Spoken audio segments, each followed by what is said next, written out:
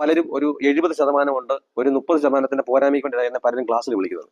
ചെന്ന് കഴിയുമ്പോൾ അവർക്ക് കൃത്യമായ കാര്യങ്ങൾ പറഞ്ഞു കൊടുക്കുമ്പോൾ പലരും പറയാറുണ്ട്, ഞങ്ങൾ വെറും സീറോ, ഞങ്ങൾ പഠിച്ചു വെച്ചിരുന്നതല്ലോ ഡ്രൈവിംഗ്, ഞാനൊരു 70% ഉണ്ട്, 30% പോരായ്മയ്ക്ക് വേണ്ടി വിളിച്ചത് എന്ന് പറയാം. കാരണം നിങ്ങൾ ചെയ്യുന്നത് കൃത്യമായിട്ട് അല്ലാത്തത് കൊണ്ടാണ്. നിങ്ങളെ ചെറിയ ചെറിയ മിസ്റ്റേക്കുകളെ കാണുള്ളൂ, പലതിനകത്ത് പല പല മിസ്റ്റേക്കുകൾ. അപ്പൊ അതെന്താണ് കൃത്യമായിട്ട് നമ്മളെ കൊണ്ട് ആരും പറഞ്ഞു തരാത്തത് കൊണ്ടാണ്. നമ്മുടെ കൈയും കാലും കൊണ്ടാണ് വണ്ടി ഓടിക്കേണ്ടത്. അപ്പൊ കൈയും കാലും കൃത്യമായിട്ട് എവിടെയൊക്കെ വെച്ച് എന്തൊക്കെ വെച്ച് എങ്ങനെയൊക്കെ വെച്ചാണ് ചെയ്യുന്നത് കൃത്യമായിട്ട് അത് പറയാത്തത് കൊണ്ടും ആ ചെറിയ ചെറിയ മിസ്റ്റേക്കുകളെ കാണത്തുള്ളൂ. അത് മിസ്റ്റേക്കുകൾ കിട്ടാത്തതുകൊണ്ടാണ് നിങ്ങൾക്ക് വണ്ടി ഓടിക്കാൻ പ്രയാസവും ബുദ്ധിമുട്ടും എല്ലാം തോന്നുന്നത്. എന്നാൽ പല പല കാര്യങ്ങളിൽ വണ്ടി ഓടിക്കുന്ന സമയത്ത് നമുക്ക് പ്രയാസം വരുന്നില്ല. കാരണം ഒരു തിരക്കില്ലാത്ത സമയത്ത് രാവിലെ വെളുപ്പിന് ഒരു റോഡിൽ കൂടെ നമുക്ക് വണ്ടി ഓടിക്കുന്ന പ്രയാസം വരുന്നില്ല. അപ്പൊ കൂടുതലായിട്ട് നമ്മൾ വണ്ടി നിർത്തേണ്ടതോ പെട്ടെന്ന് എടുക്കേണ്ടതോ കാര്യങ്ങളൊന്നും വരുന്നില്ല.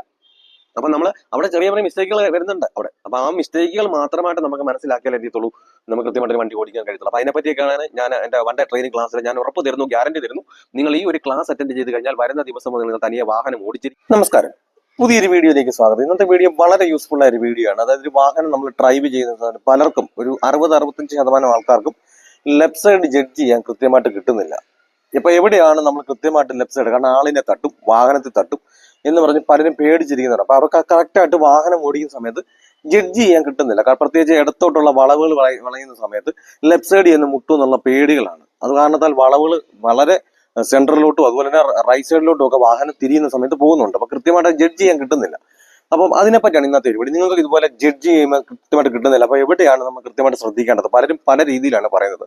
അപ്പൊ അത് കൃത്യമായിട്ട് അത് ചെയ്തിട്ടും മനസ്സിലാകുന്നില്ല, പേടിയും കൊണ്ട് മാറുന്നില്ല വാഹനം ഓടിക്കാൻ വേണ്ടിയിട്ട്. അപ്പൊ അങ്ങനെയുള്ളവരാണെന്നുണ്ടെങ്കിൽ ഈ ഒരു വീഡിയോ സ്കിപ്പ് ചെയ്ത് കാണുക. ചാനൽ ആദ്യമായിട്ടാണ് കാണുന്നതെങ്കിൽ ഒന്ന് സബ്സ്ക്രൈബ് ചെയ്ത് തൊട്ടടുത്ത് കാണുന്ന ബെല്ലൈക്കൺ അമർത്തി കഴിഞ്ഞാൽ വീഡിയോ അപ്ലോഡ് ചെയ്യുമ്പോൾ തന്നെ നിങ്ങൾക്ക് നോട്ടിഫിക്കേഷൻ ലഭിക്കുന്നതായിരിക്കും. കൂടാതെ വീഡിയോ കണ്ട് ഇഷ്ടപ്പെട്ടാൽ വീഡിയോക്ക് ഒരു ലൈക്ക് തരാൻ മറക്കരുത്. നിങ്ങൾക്ക് ഉപകാരപ്പെട്ടു, മറ്റുള്ളവർക്കും വീഡിയോ ഉപകാരപ്പെടുന്നുണ്ടെങ്കിൽ ഒന്ന് ഷെയർ ചെയ്ത്. കാരണം പലരും ലൈസൻസും വാഹനവും വീട്ടിലുണ്ടായിട്ട് പേടിച്ചിരിക്കുന്ന പലരും ഉണ്ട്. അപ്പൊ അങ്ങനെയുള്ളവർക്കൊക്കെ ഈ ഒരു വീഡിയോ യൂസ്ഫുൾ ആകുന്ന ഒന്ന് ഷെയർ ചെയ്ത്. എന്തായാലും നമുക്ക് നേരെ വീഡിയോയിലേക്ക് പോവാം. വീഡിയോയിലേക്ക് നടക്കുന്നതിന് മുമ്പ് ഒരു കാര്യം കൂടി, നിങ്ങൾക്ക് ഈ ഒരു വീഡിയോ കാണുമ്പോൾ നല്ലൊരു കോൺഫിഡന്റ് കിട്ടുന്നുണ്ട്. വാഹനം ഓടിക്കണം നല്ല മതിയായ ആഗ്രഹങ്ങളുണ്ട്, പക്ഷെ തനിയെ ഓടിക്കാൻ ഒരു പേടി. ആരെങ്കിലും വാഹനത്തിൽ ഉണ്ടെങ്കിൽ ഓടിക്കും, പക്ഷെ തനിയെ ഓടിക്കാൻ പേടി. അപ്പൊ അങ്ങനെയുള്ളവരാണ് വാഹനം തനിയെ ഓടിക്കണം എന്ന് ആഗ്രഹമുണ്ടെങ്കിൽ എന്നെ കോൺടാക്ട് ചെയ്താൽ, നിങ്ങൾ കേരളത്തിന്റെ ഏത് ജില്ലയിലായിരുന്നാലും നിങ്ങളുടെ സ്വന്തം വാഹനത്തിൽ വന്ന് ഞാൻ പ്രാക്ടീസ് നൽകുന്നുണ്ട്. നിങ്ങൾക്ക് ആഗ്രഹമുണ്ടെങ്കിൽ എന്റെ വാട്സാപ്പ് നമ്പറിൽ ബന്ധപ്പെടാം. ഇത് വൺ ഡേ ട്രെയിനിങ് ക്ലാസ് ആണ്. ഈ ഒരു ക്ലാസ് നിങ്ങൾ അറ്റൻഡ് ചെയ്ത് കഴിഞ്ഞാൽ വരുന്ന ദിവസം മുതൽ നിങ്ങൾ തനിയെ വാഹനം ഓടിക്കുവാനുള്ള ട്രിക്കുകളും ടിപ്സുകളുമാണ് ഞാൻ ഈ ഒരു ക്ലാസ്സിൽ പറഞ്ഞു തരുന്നത്.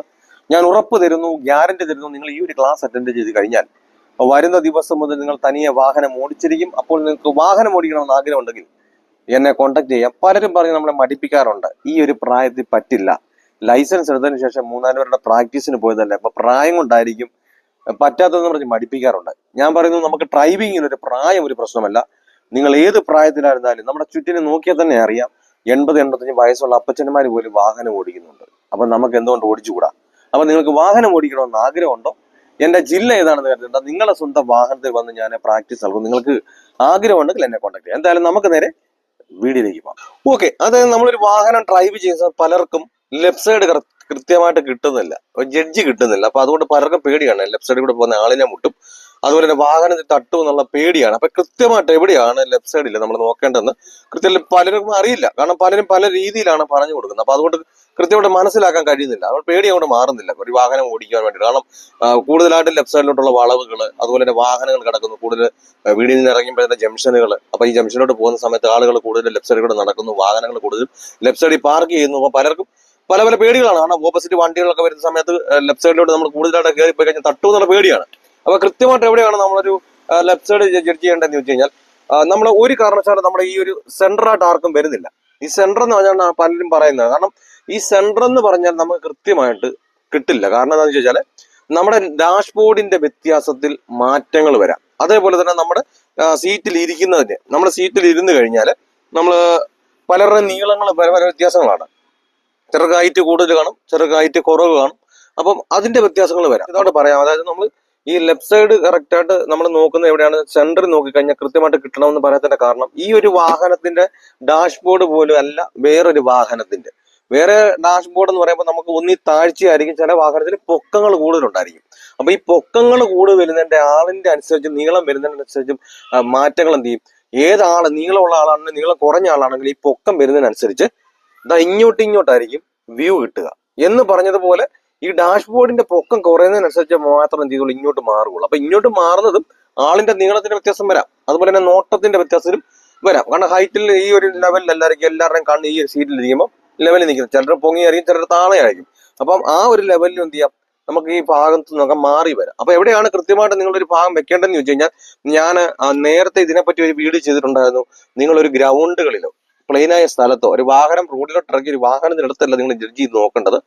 പ്ലെയിനായ സ്ഥലത്ത് വല്ലതും ചെന്നിട്ട് നിങ്ങളുടെ വാഹനം ഇവിടെ വേണമെങ്കിൽ ഒരു സ്റ്റിക്കർ ഒട്ടിച്ച് വെക്കുക. നമ്മുടെ ഈ ഒരു സെന്ററിന്റെ ഭാഗത്ത് ഇപ്പുറത്തായിട്ട് മാറ്റി, സെന്ററിന് മാറ്റി തന്നെ പിടിക്കണം. നിങ്ങൾ ആദ്യം സെന്ററിൽ വെച്ചുകൊണ്ട് നോക്കുന്നതുകൊണ്ടാണ് ഗ്യാപ്പുകൾ കൂടുതൽ കിട്ടുന്നത്. ചിലപ്പോൾ നിങ്ങൾക്ക് നീളം കുറഞ്ഞ ഒരാളായിരിക്കാം, ചിലപ്പോൾ നിങ്ങളുടെ വാഹനത്തിന്റെ ഡാഷ്ബോർഡിന്റെ പൊക്കം കുറഞ്ഞതായിരിക്കാം, കൂടിയതായിരിക്കാം. അപ്പൊ നമ്മൾ ഒരേ ലെവൽ അല്ലാത്തതുകൊണ്ട് നമുക്ക് മാറ്റം വരും. അപ്പൊ നമ്മൾ എന്ത് ചെയ്യണം, ഈ സെന്ററിൽ നിന്ന് മാറ്റി കുറച്ച് ഇങ്ങോട്ട് മാറ്റി കുറച്ച് എന്ത് ചെയ്യാം, ഒരു സ്റ്റിക്കർ വല്ല ഒട്ടിച്ചിട്ട് നിങ്ങൾ ആ ഒരു ലെവലിന്, അതായത് ഒരു നമ്മുടെ വണ്ടിയെ തട്ടിയാലും നമ്മുടെ വണ്ടിക്ക് പെയിന്റ് പോകാത്ത വിധത്തിൽ എന്തെങ്കിലും ഒരു കുറ്റി, ചെറിയൊരു കുറ്റി വല്ല നാട്ടിയിട്ട് ആ ഒരു ലെവൽ വെച്ച് നിങ്ങൾ ഇങ്ങനെ തോക്ക് ചൂണ്ടുന്ന പോലെ, ഈ ഒരു രീതിയിൽ ഇങ്ങനെ തോക്ക് ചൂണ്ടുന്ന പോലെ ലൈനുമായിട്ട് ചെന്ന് നോക്കുക.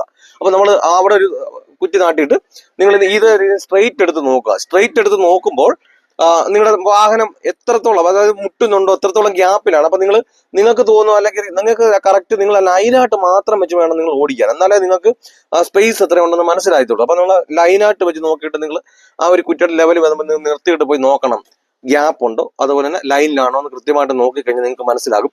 അപ്പൊ ഈ ഒരു രീതിയിലായിരിക്കും. അപ്പം കുറച്ചുകൂടെ വരാനുണ്ടെന്നുണ്ടെങ്കിൽ എന്ത് ചെയ്യുക, കുറച്ചുകൂടെ മാറ്റി വെച്ചിട്ട് പിന്നെ നോക്കുക. ആ ഒരു ലെവൽ വെച്ച് കഴിഞ്ഞാൽ കൃത്യമായിട്ട് എന്ത് ചെയ്യാം, നമുക്ക് ആ ലെഫ്റ്റ് സൈഡ് നമുക്ക് വളരെ എളുപ്പത്തിൽ തന്നെ നമുക്ക് മനസ്സിലാക്കിയെടുക്കാം. അല്ലാതെ നമ്മളൊരു കാരണവശാലും സെന്റർ എന്ന് പറഞ്ഞാൽ ഒരിക്കലും ഒരാൾക്ക് സെന്റർ കിട്ടുന്നില്ല.